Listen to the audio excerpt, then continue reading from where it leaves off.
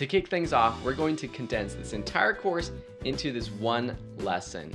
And by knowing and understanding the principles of basic digital marketing, which we're going to cover here, you'll be on your way to success. So first, let's understand what a basic marketing funnel looks like. We can't talk about a marketing funnel without the AIDA model. AIDA stands for awareness, interest, desire, and action. And we'll add an R to the end of that, AIDA. R is for retention because that's so important too. Awareness is all about building your brand, building your identity, using tools like social media so that people can get to know you.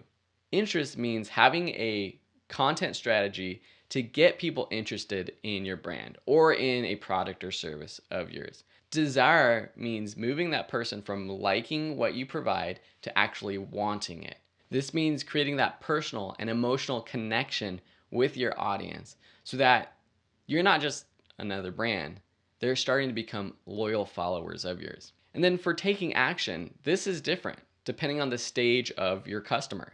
Initially, this could just mean subscribing to your YouTube channel, taking the action to like your Facebook page or to join a Facebook group, subscribing to your email newsletter. And for a different person, this could mean actually purchasing your product or service. And then of course, we've added R for retention because we know that it's a lot cheaper to retain a customer who's purchased a product from us than to find a new customer. The customers who have purchased already are much more likely to buy again. So how do we build that loyalty? Through email campaigns, through exclusive content on our website, through a YouTube series, just providing consistent content that people love and engage with. We can break down the ways that you get attention into two buckets: content marketing and paid marketing. This means doing things like putting out YouTube videos, writing blog articles, doing a podcast, creating content that serves your audience. You can also create content on social media. I bucket social media marketing underneath content marketing, even though it's a little different. Social media is great for sharing your content that you put on other platforms, but you can even host content on social media. For example, video on Facebook is huge now. And then there's paid marketing, and there's two ways that we're going to cover this. One is through just traditional ads, so putting up your Google ad, your Facebook ad that directs people either to some sort of product or service of yours, or to maybe a landing page, or even just to a piece of content of yours, or even to one of your social media profiles. There's also this idea of promoting posts or videos. It's not necessarily an ad, it could be, but you could put up any sort of YouTube video. It could be one of your content marketing videos, and you can boost it so that more people see it. Now you know what a marketing funnel looks like. You know the different types of marketing. Now let's dive into the steps to actually growing your audience. Step one is to create your online identity. First, this means creating a website. Your website is your home base. It's where you control your story, your messaging. It's where you can sell your products and services. It's where you can give a lot of free content away to grow loyal fans. So you need a website. In the modern world, your online identity must include social media profiles as well. We're talking about Facebook, Twitter, Instagram, Pinterest. These are the places where your potential customers live. They spend most of their time.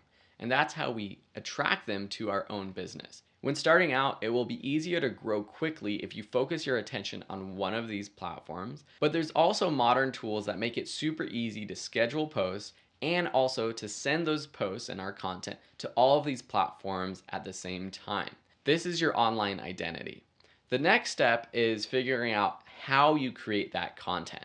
The best way to find ideas for content to create is to just serve your audience. Figure out what problem do they have? How do you solve their problem? This is all about understanding your target audience, which we're going to dive deeper into in the next section of this course. Consistency is one of the most important parts of your content marketing strategy. This means posting regularly.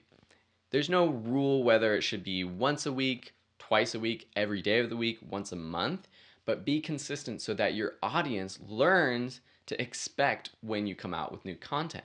But there is this balance between quality and quantity. I would argue that if you can't put out high quality content, then you need to decrease the amount or the quantity of it. My best advice is just to stick with it. Have a plan to do a weekly podcast for at least 1 year. Stick with a YouTube series for at least a few months to see if it catches on. Write weekly articles and don't stop. Sometimes just being there for a long time creates your own success. So that's the second step about creating content.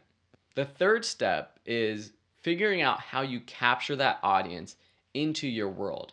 And what this typically means for a modern business is growing an email list.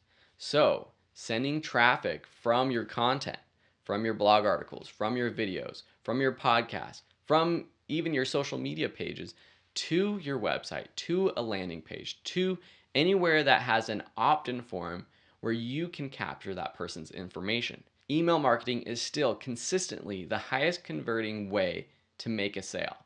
These are the 3 steps to growing your fan base. Once you're growing your loyal fan base, you have the opportunity to actually sell your product to them. So I break this down into 2 types of marketing or types of selling: a direct sell or more of a soft sell. Direct marketing in the online world looks like a sales page, a sales video, a webinar or training where you're selling at the end of that video, an email that is pitching your product to them. The softer form of marketing includes having a blog article that solves a person's need, but then also provides more answers to them if they want to pay. Or perhaps it's an email sequence that someone gets when they go to your website for the first time, they sign up for your newsletter, and you're sending them weekly emails, helping them solve the most asked questions and problems that your target audience needs. But through that and on those emails, you're giving them the option to take it to the next level. So this is all great, but where does paid marketing come in? Because in this course, we're going to learn a lot about Facebook, Google ads, and also retargeting. So first, you have the option of sending traffic directly to your product or service, putting an ad up for your product and just sending them to that web page where you're trying to sell. That sometimes can work, but a lot of times you're sending paid ads to cold traffic, people who might not even be in that awareness stage of the AIDA model. Ideally, you're sending ads to people who are in that D, that desire step of the model. And you can do this through Facebook retargeting. This literally means that you can send ads to people who have been on your sales page, for people who have clicked a specific link in an email of yours, for people who have added your product to their cart, but they never completed the checkout. Retargeting is super powerful and has a much higher conversion rate. But instead of actually sending people directly to a product, we can also drive people to the beginning of a funnel. For example, a landing page with an opt-in form where there's much less of a barrier to entry to join. They don't have to actually make a purchase. And from there, we can start to warm up our audience and then do the selling later on. Now you know more about how the marketing system works, but what is your goal with all of this? There's so much. My goal with my business, which might be similar to you, is to grow enough organic traffic, organic awareness of my brand so that I'm getting those organic sales. So I'm not having to always be pitching all the time. I never consider myself a great salesperson, but in the modern world, that doesn't mean you can't have a 6-figure business of your own.